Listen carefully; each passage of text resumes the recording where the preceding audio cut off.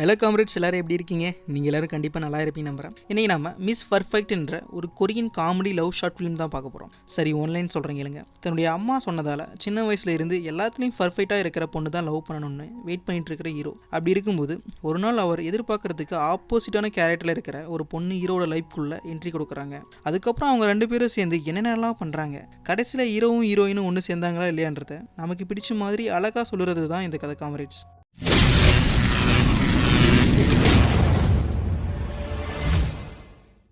நீங்கள் பார்த்துட்டு இருக்கிறது மில்லர் வாய்ஸ் ஓவர் அண்டு நான் உங்கள் மில்லர். இது வரைக்கும் இந்த சேனலை சப்ஸ்கிரைப் பண்ணாமல் இருந்தீங்கன்னா சப்ஸ்கிரைப் பண்ணுங்கள், மறக்காமல் பெல் ஐக்கனை கிளிக் பண்ணுங்கள். இனி நாம ஸ்ட்ரெயிட்டாக கதைக்குள்ளே போவோம்.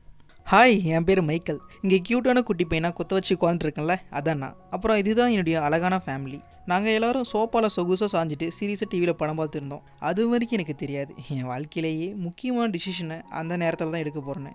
அப்படி பார்த்துட்டு இருக்கும்போது திடீர்னு என்னுடைய அம்மா, அடடா என்ன ஒரு அழகாக இருக்கா சிசிலியா, எவ்வளோ நீளமான முடி, என்ன ஒரு க்யூட்டான பேஸ் கட்டுன்னு படத்தில் வர ஆக்டர் சிசிலியாவை பார்த்து வர்ணிக்க ஆரம்பிச்சுட்டு, மகனே மைக்கேல், நீ பெருசாக வளர்ந்ததுக்கப்புறம் ஆக்டர் சிசிலியா மாதிரி எல்லாத்துலேயும் பர்ஃபெக்டாக அழகாக இருக்கிற பொண்ணை கண்டுபிடிச்சி கை பிடிக்கணும்னு சொல்கிறாங்க. பர்ஃபெக்ட் இந்த ஒரு வார்த்தை தான் என்னுடைய லைஃபையே புரட்டி போட்டுச்சு. நானும் என் அம்மா சொன்ன அட்வைஸை அலேக்கா பிடிச்சிட்டு அடுத்த செகண்டே லிஸ்ட்டு போட ஆரம்பித்தேன். எனக்கு எது மாதிரி பொண்ணு வேணும்னு.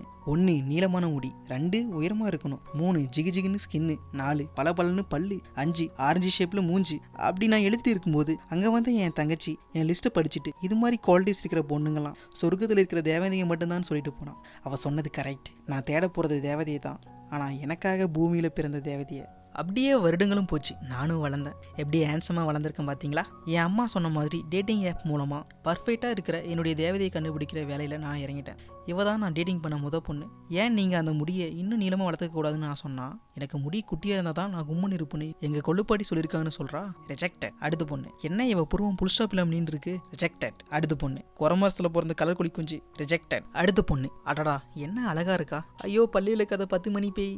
அட கடவுளே, எனக்கு மட்டும் ஏன் இப்படி நடக்குதுன்னு ரூமில் நான் புலம்பிகிட்டு இருக்கும்போது அங்கே வந்து என் தங்கச்சி, என்ன அண்ணாத்தே டேட்லாம் எப்படி போச்சுன்னு கலாய்க்கிறா. அதாவது என் கூட பிறந்த இந்த குட்டி பிசாசு தான் டேட்டிங் ஆப் மூலமாக நான் இப்போ மீட் பண்ணுற பொண்ணுங்களை செலக்ட் பண்ணி கொடுத்தா. அடியே அரைக்குறையாக வளர்ந்துருக்கிற ஆர்வக்குள்ளாரு ஏன்டி இப்படி பண்ணனு நான் கேட்டா, அண்ணாத்த நான் தான் முதல்ல இருந்து சொல்லிட்டு இருக்கல, நீ எதிர்பார்த்த பர்ஃபெக்டான பொண்ணுலாம் சொர்க்கத்தில் தான் இருக்கும்னு. நீ இப்படியே பர்ஃபெக்ட்னு தேடிட்டு இரு, கடைசி வரைக்கும் நீ பர்மனெண்ட் சிங்கிள் தான் அப்படின்னு சொல்லிட்டு வரட்டா அண்ணாத்த டொருன்னு போயிடுறா. அந்த நேரத்தில் தான் என் வாழ்க்கையில் இன்னொரு முக்கியமான டிசிஷன் எடுத்தேன், ஜெர்னலிசம் படிக்கிறது. ஆமாம், எனக்கு சின்ன வயசுலேருந்தே ஃபோட்டோ எடுக்கிறதுனா ரொம்ப பிடிக்கும். அதனாலே கொஞ்ச நாளைக்கு என்னுடைய லட்சியத்தை தள்ளி வச்சுட்டு ஒரு பெரிய காலேஜில் சேர்ந்தேன். ஆஹா, காலேஜ் ஒரு மாதிரி நல்லா தான் இருக்குது அப்படின்னு நான் பக்குவமாக டிஸ்கில் உட்காந்துட்டு பக்கத்தில் திரும்பி பார்த்தா பலன்னு பர்ஃபெக்டாக ஒரு பச்சைக்கிளி என்னையே பார்த்துட்டு இருக்குது. அடடா ஆண்டவா, இவ தான் நான் இத்தனை நாள் தேடிட்டு இருந்த தேவதையா அப்படின்னு நான் நினச்சிட்டு இருக்கேன். அந்த நேரத்தில் கிளாஸுக்கு ப்ரொஃபஸர் வர அந்த பச்சைக்கிளி கிளாஸை கவனிக்க ஆரம்பிச்சிருது. அங்கே வந்து ப்ரொஃபஸர், இல்லை ஸ்டூடெண்ட்ஸ், நான் தான் அவங்க கிளாஸ் டீச்சர்னு சொல்லிட்டு எங்ககிட்ட ஃபார்வர்ட் மெமரிஸ் என்னன்னு கேட்க, அதுக்கு முழுசாக வேகாத முட்டை போண்டா மாதிரி இருக்கிற ஒருத்தன், ஃபார்வர்ட் மெமரிஸ் அதாவது என்றென்றும் நினைவுகள், நாம் எடுக்கிற ஃபோட்டோஸ் எப்பவும் மறக்க முடியாத அளவுக்கு நீங்கா நினைவுகளாக இருக்குதுன்னா அதுதான் ஃபார்வர்ட் மெமரிஸ்னு சொல்ல. அதை கேட்ட ப்ரொஃபஸர், டே விலசட்டை, உனக்கு என்ன ஓவர் ஸ்மார்ட்னு நினைப்பா, பேசுறதுக்கு முன்னாடி என்கிட்ட பர்மிஷன் கேட்டுட்டு பேசணும்னு தெரியாது, மூடிட்டு உட்காரா முட்டை போண்டா அப்படின்னு சொல்லிட்டு ப்ரொஃபஸர் வெள்ளசட்டை சொன்ன அதே ஆன்சரை சொல்ல, நானும் இவ்வளோ நேரத்தை தாண்டா சொல்லிட்டு இருந்தேன்னு வெள்ளசட்டை நினைக்க. இங்கே பாருங்க ஸ்டூடெண்ட்ஸ், உங்கள் ஃபஸ்ட்டு அசைன்மெண்ட் ஃபார்வர்ட் மெமரிஸ். நீங்கள் உங்களுக்குன்னு ஒரு பார்ட்னரை சேர்த்துட்டு வெளியே போய் ஃபோட்டோ எடுத்து 1 வாரத்தில் அசைன்மெண்ட் சப்மிட் பண்ணணும்னு எங்ககிட்ட சொல்கிறாரு. அடடா, பச்சைக்கிளியை பார்ட்னராக சேர்த்துட்டு 1 வாரத்தில் கரெக்ட் பண்ணிட வேண்டியதுதான்னு நான் திரும்பி பார்த்தா பின்னாடி இருந்தவன் பச்சைக்கிளியை பார்ட்னராக கேட்டு உஷார் பண்ணிட்டான். அட கடவுளே, உனக்கு என் மேலே கருணையே இல்லையா அப்படின்னு நான் ஃபீல் பண்ணிட்டு இருக்கும்போது செவத்தில் பெயிண்ட் அடிக்கிற ஒரு பெயிண்டரே, இன்னிலேருந்து நம்ம 2 பேரும் பார்ட்னரு அப்படின்னு பக்கத்தில் ஒரு குரல் கேட்குது. யாரடா இந்த காமெடியான ரைமிங்க கான்ஃபிடென்ட்டாக சொல்கிறதுன்னு நான் திரும்பி பார்த்தா அவசரத்தில் அரைகுறையாக உரிச்சு வச்ச வாழைப்பழம் மாதிரி இருக்கிற பொண்ணு. என் பேர் தான் நட்டாலின்னு அவளாக இன்ட்ரடியூஸ் பண்ணிக்கின்னு ஷாக் ஆகி இருக்கிற என்னுடைய சாதாரணமான மூஞ்ச ஃபோட்டோ எடுத்து அவள் வச்சிருக்கிற பாக்கெட் பிரிண்டரில் பிரிண்ட் பண்ணி அந்த ஃபோட்டோவை என் துணியில் ஓட்டுறா. என்னுடைய நிலைமையை பார்த்தீங்களா? நான் என்ன கேட்டேன், எனக்கு என்ன கிடைச்சிருக்கு? அப்புறம் நான் வீட்டுக்கு போயிட்டு ஃபீல் பண்ணிட்டு இருக்க, திடீர்னு ஒரு அன்னோன் நம்பர்ல இருந்து, ஹாய் நான் தான் நட்டாலி, உன் நம்பரை ப்ரொஃபஸர் கிட்ட இருந்து வாங்கினேன், நான் அவன் நாளைக்கு அசைன்மெண்ட் ரெடி பண்ணுறதுக்கு 11 மணிக்கு பார்க்கில் மீட் பண்ணலாம் அப்படின்னு சொல்லிட்டு 10 வரைக்கும் ஒரு மெசேஜ் வர, நானும் ஓகேன்னு ரிப்ளை பண்ணிட்டு என்ன இவ வந்ததுலேருந்து நம்மளை தொல்லை பண்ணிட்டு இருக்கான்னு நினச்சிட்டு நட்டாலியோட நம்பரை தொந்தரவுன்னு ஃபோனில் சேவ் பண்ணேன். அடுத்த நாள் அவள் வர சொன்ன பார்க்குக்கு நான் போனால் நட்டாலி எனக்கு முன்னாடியே வந்து அசைன்மெண்ட் ரெடி பண்ணிட்டு இருக்கா. நானும் அவகிட்ட போய் ஆய் சொல்லிட்டு அவள் வச்சிருக்கிற நோட்டை இது என்னன்னு கேட்டா இது என்னுடைய போட்டோ புக்குன்னு சொன்னான். வாங்கி பார்த்தா உள்ள கிழிஞ்சு போன பழையசு, உடஞ்சி போன கோனைசு, காஞ்சி போய் இருக்கிற செடின்னு வித்தியாசமான போட்டோலாம் இருக்குது. ஏன் நட்டாலி இது மாதிரி வியடான போட்டோலாம் எடுத்து வச்சிருக்குன்னு நான் கேட்டேன். அதுக்கு அவ மேலோட்டமா பார்த்தா எல்லாம் வியடா தான் தெரியும் மைக்கேல், ஆனா டீட்டெயிலா பார்த்தா தான் ஒவ்வொரு போட்டோவோட இன்னர் பியூட்டி தெரியும், கிட்டத்தட்ட என்ன மாதிரி அப்படின்னு சொல்றா. அந்த நேரத்தில் நான் தெரிஞ்சுக்கிட்டது போட்டோவோட இன்னர் பியூட்டி மட்டும் இல்லை, நான் தொந்தரவுன்னு நினச்சிட்டு இருந்த நட்டாலியோட இன்னர் பியூட்டியும் தான். அதுக்கப்புறம் நானும் அவளும் சேர்ந்து படிக்கட்டில் படுத்துட்டு போட்டோ எடுக்கிறது, கடை முன்னாடி காலை தூக்கிட்டு போட்டோ எடுக்கிறது, செவத்துல உச்சா போகிற மாதிரி போட்டோ எடுக்கிறதுன்னு சந்தோஷமா நாள் முழுக்க விதவிதமான போட்டோலாம் எடுத்தோம். நிறைய போட்டோ எடுத்ததுக்கப்புறம் நாங்கள் 2 பேரும் டீ குடிச்சிட்டு ஜாலியாக பேசிட்டு இருக்கும்போது நான் அவளுடைய பாக்கெட் பிரிண்டரை வீட்டுக்கு எடுத்து போகவான்னு அவகிட்ட கேட்டேன். அவளும் எடுத்துகிட்டு போ, ஆனால் பொறுப்பை வச்சுக்கணும்னு சொன்னான். நானும் ப்ராமிஸ் பண்ணிட்டு எடுத்துகிட்டு வந்துட்டேன். அவள் போட்டோவை பிரிண்ட் பண்ணி என் ரூமில் ஊட்டினேன். உண்மையிலே அவள் கூட இருந்த இந்த ஒரு நாள் என்னால் மறக்கவே முடியாது. அப்புறம் நைட் ஃபுல்லாக அவள் கூட சேட் பண்ணிட்டு இருந்தேன். என் அம்மா கிட்ட திட்டு வாங்கிட்டு சாப்பிட்றது கூட மறந்துட்டு சிரிச்சுட்டே சாட் பண்ணிட்டு இருந்தேன். அப்புறம் சில நாளும் போக நாங்கள் கடைசியாக அசைன்மெண்ட் சேர்ந்து முடித்தோம். அதை அவகிட்ட சொல்லும்போது அவள் ரொம்ப சந்தோஷப்பட்டாள். நாம நாளைக்கு ஒன்றா அசைன்மெண்ட் சப்மிட் பண்ணலாமான்னு அவகிட்ட கேட்டேன். அவளும் ஓகே சொன்னான். அப்போ அங்கே ஒருத்த வந்து ஒரு கீ செயினும் சின்ன பிட்டு பேப்பரும் வச்சுட்டு போனான். அதில் எனக்கு காது கேட்காது, இந்த கீ செயினை நீங்கள் வாங்குறது மூலமாக எனக்கு ஏர் மிஷின் வாங்க ஹெல்ப் பண்ண முடியும்னு போட்டிருக்கு. நான் என்னால் முடிஞ்ச காசு எடுத்து வச்சேன். அதை பார்த்துட்டு இந்த பேப்பரில் இருக்கிறது பொய்யா கூட இருக்கலாம், வேணா தராதுன்னு நட்டாலி அட்வைஸ் பண்ணான். அதுக்கு நான் இதில் இருக்கிறது பொய்யாவே இருந்தாலும் அவருக்கு உண்மையிலேயே ஒரு தேவை இருக்கிறதுனால தானே இது மாதிரி பண்ணுறாரு. மற்றவங்க தேவையை நம்மளால் முழுசாக பூர்த்தி பண்ண முடியாது, ஆனால் இது மாதிரி நம்மளால் முடிஞ்ச உதவியை பண்ணலாமேன்னு சொன்னேன். நட்டாலி என்னை பார்த்து வாயடிச்சு போயிட்டான். மைக்கேல், நான் எத்தனையோ பசங்களை பார்த்துருக்கேன், ஆனால் நீ எல்லாத்தையோட வித்தியாசமாக இருக்க. நான் உங்க கூட இருக்கும்போது தான் என் அப்பா கூட இருக்கிற மாதிரி சேஃபாக ஃபீல் பண்ணுறேன்னு நட்டாலி மனசை விட்டு சொன்னான். இது மாதிரி எந்த பொண்ணும் என்கிட்ட சொன்னதில்லை. இதை கேட்ட உடனே என் மனசுக்குள்ளே பட்டாம்பூச்சி பறக்க ஆரம்பிச்சிருச்சு. இது நட்பா காதலான்னு எனக்கு தெரியல, ஆனால் இந்த ஃபீல் எனக்கு பிடிச்சிருக்கு. அடுத்த நாள் நானும் நட்டாலியும் சேர்ந்து ஒன்றா அசைன்மெண்ட் சப்மிட் பண்ணோம். அப்படி சப்மிட் பண்ணிட்டு பேசிட்டு வரும்போது பாக்கெட்டில் வச்சுருந்த என்னுடைய ஃபோனை காணோம்.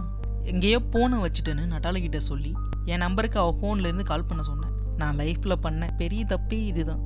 நாங்கள் அசைன்மெண்ட் போட்ட பாக்ஸ் மேலே நான் ஃபோனை தெரியாமல் வச்சுட்டு வந்துட்டேன் போல. என் ஃபோனை எடுக்க போயிட்டு நட்டாலியோட ஃபோன் நம்பரை நான் தொந்தரவுன்னு சேவ் பண்ணியிருக்கிறத அவள் பார்த்துட்டா. நட்டாலி என்னை பார்த்து கண்காலங்கிட்டே, நம்ம 2 பேரும் ஃப்ரெண்ட்ஸ்னு தான் நினச்சோம் மைக்கேல், ஆனால் நீ என்னை தொந்தரவாக தான் பார்த்துருக்குன்னு இத்தனை நாள் எனக்கு தெரியாமல் போச்சுன்னு சொன்னான். என்னால் அவளுக்கு பதில் கூட சொல்ல முடியாத பாவியா குற்ற உணர்ச்சியில் அந்த இடத்துல அமைதியாக நின்னேன். கடைசியில் நட்டாலி அழுதுகிட்டே அந்த இடத்த விட்டு போயிட்டா. பாவம் நட்டாலி, அவளுக்கு எந்த அளவுக்கு மனசு வலிச்சிருந்தா இப்படி சொல்லிட்டு போயிருப்பான். அதுக்கப்புறம் குற்ற உணர்ச்சி தாங்காமல் வீட்டில் கத்தி ஃபீல் பண்ணேன். நான் சத்தம் போடுறத பார்த்த என்னுடைய அம்மா, ஏன் கண்ணா என்னாச்சு, எக்ஸாமில் எதுனா ஃபெயில் ஆகிட்டியான்னு கேட்க, இல்லைம்மா நான் எக்ஸாம்லாம் ஃபெயில் ஆகலை, ஒரு பொண்ணு அப்படி சொல்லி வாய மூடலை. அதுக்குள்ளே ஐயோ மகனே மைக்கேல், இந்த சின்ன வயசுலேயே என்ன பாட்டியே ஆகிட்டியான்னு என் அம்மா புலம்ப. அப்படிலாம் இல்லம்மான்னு சொன்னதுக்கப்புறம் தான் அவங்க நிம்மதி ஆகுறாங்க. அப்புறம் என் பக்கத்தில் வந்து உட்காந்து, அப்புறம் வேற என்ன கண்ணா பிரச்சனைன்னு அம்மா கேட்க, ஒரு பொண்ணுமா, அவள் மற்றவங்கள விட வித்தியாசமானவ, அவள் நீங்கள் நினைக்கிற மாதிரி பர்ஃபெக்ட் இல்லை தான், ஆனால் அவளை எனக்கு ரொம்ப பிடிக்கும், அவளுக்கும் அப்படிதான், இன்னைக்கு அவன் மனசு கஷ்டப்படுற மாதிரி நான் பண்ணிட்டேன் அப்படின்னு சொன்னேன். அதுக்கு அவங்க என்ன பர்ஃபெக்ட்னு புரியாமல் கேட்டாங்க. நீங்கள் தாம்மா சொன்னீங்க சின்ன வயசில் படத்தில் சிசிலியாவை பார்த்துட்டு பெரியவனா வளர்ந்ததுக்கப்புறம் சிசிலியா மாதிரி அழகாக பர்ஃபெக்டாக இருக்கிற பொண்ணு தான் கை பிடிக்கணும்னு. அப்படி நான் சொன்ன உடனே என் அம்மா விழுந்து விழுந்து சிரிக்க ஆரம்பிச்சிட்டாங்க. மைக்கேல், நான் அப்போ சும்மா விளையாட்டுக்கு சொன்னதை நீ இப்போ வரைக்கும் சீரியஸாக எடுத்துப்பன்னு எனக்கு தெரியாதுப்பா. அழகுன்றது வெளி தோற்றத்தில் இல்லைப்பா, அவங்க எப்படி மற்றவங்க கிட்ட அன்பாக நடந்துக்கிறாங்க, அவங்க மனசு எப்படி பட்டதுன்றதுக்குள்ளே இருக்கு கண்ணா. லைஃப் பார்ட்னர் பர்ஃபெக்டாக அழகாக தான் இருக்கணும்னா உன் அப்பாவை நான் எப்பயும் மிஸ் பண்ணியிருப்பேன். இப்போ வரைக்கும் நாங்கள் பர்ஃபெக்டான கப்புலாக சந்தோஷமாக தானே இருக்கோம் கண்ணா. இது மாதிரி தப்பு நடக்கிறது சகஜம்தான். நீ முதல்ல அந்த பொண்ணுக்கிட்ட நேராக போய் மனசை விட்டு பேசுன்னு என் அம்மா சொன்னாங்க. நானும் உடனே நட்டாலிக்கிட்ட பேசலாம்னு அவள் வீட்டுக்கு போய் கதவை தட்டினேன். அவளும் யாரோ வந்திருக்கான்னு டோரை ஓப்பன் பண்ணி என்னை பார்த்து கதவை பலார்னு சாத்திட்டா. நட்டாலி, ஒரு 5 நிமிஷம் மட்டும் நான் என்ன சொல்கிறேன்னு கேளு ப்ளீஸ் நட்டாலி ப்ளீஸ்னு நான் எவ்வளவோ கெஞ்சி பார்த்தேன். ஆனால் அவள் கதவை திறக்கல. சோர்ந்து போய் கீழே உட்காந்தான். அப்போ தான் அவகிட்ட பாக்கெட் பிரிண்டர் இருக்கிறது எனக்கு ஞாபகம் வந்தது. என்கிட்ட இருக்கிற அவளுடைய அழகான ஃபோட்டோஸை அவள் பிரிண்டருக்கு சென்ட் பண்ணேன். இப்போ தான் நான் மனசை திறந்து பேச ஆரம்பித்தேன். இங்கே பாரு நட்டாலி, நான் இதை உங்ககிட்ட சொல்லி ஆகணும். நான் ஃபர்ஸ்ட் டைம் உன்னை மீட் பண்ணும்போது உன்னை ஒரு தொந்தரவாக தான் பார்த்தேன். ஆனால் உன் கூட டைம் ஸ்பெண்ட் பண்ண உன்னை புரிஞ்சிக்க ஆரம்பித்தேன், உன்னை ரசிக்க ஆரம்பித்தேன். நீ தானே சொன்ன வெளி தோற்றத்தை பார்க்காத இன்னர் பியூட்டியை பாருன்னு. அந்த வகையில் உன்னை விட அழகான பொண்ணு என்னை பொறுத்த வரைக்கும் இந்த உலகத்தில் யாருமே இல்லை. உன் மேலே எனக்கு இருக்கிற அன்பு நான் முதல்ல நட்புன்னு தான் நினச்சேன். ஆனால் நீ எப்போ என்னை விட்டு போனியோ அதுக்கப்புறம் தான் எனக்கு தெரிஞ்சது நீ இல்லாமல் என்னால் ஒரே ஒரு நொடி கூட வாழ முடியாதுன்னு. நீ தான் என்னுடைய miss perfect and I love you Natali. இந்த அளவுக்கு பேசினதுக்கப்புறம் எந்த பொண்ணு தான் உருகாமல் இருப்பா? என் நட்டாலியோட மனசும் உருகிச்சு. கடைசியில் நட்டாலி கதவை திறந்தா. அதுக்கப்புறம் என்ன நடந்திருக்கும்னு உங்களுக்கே தெரியும். இப்படி ஒரு வழியா 2 பிரிஞ்சிருந்த காதலர்கள் இணையறதால ஹாப்பியாக இந்த கதை முடியுது காம்ரேட்ஸ். என்ன காம்ரேட்ஸ், இந்த கதை நல்லா இருந்ததா? திரும்பவும் நல்ல ஒரு கதையை உங்ககிட்ட கொண்டு வந்து சேர்த்துருக்குன்னு நான் நம்புறேன். இந்த வீடியோ பிடிச்சிருந்தா லைக் பண்ணுங்க, ஷேர் பண்ணுங்க, சப்ஸ்கிரைப் பண்ணுங்க, மறக்காம பெல் ஐக்கனை கிளிக் பண்ணுங்க. உங்களை மீண்டும் சந்திக்கும் வரை இது மில்லர் வாய்ஸ் ஓவர் அண்டு நான் உங்க மில்லர்.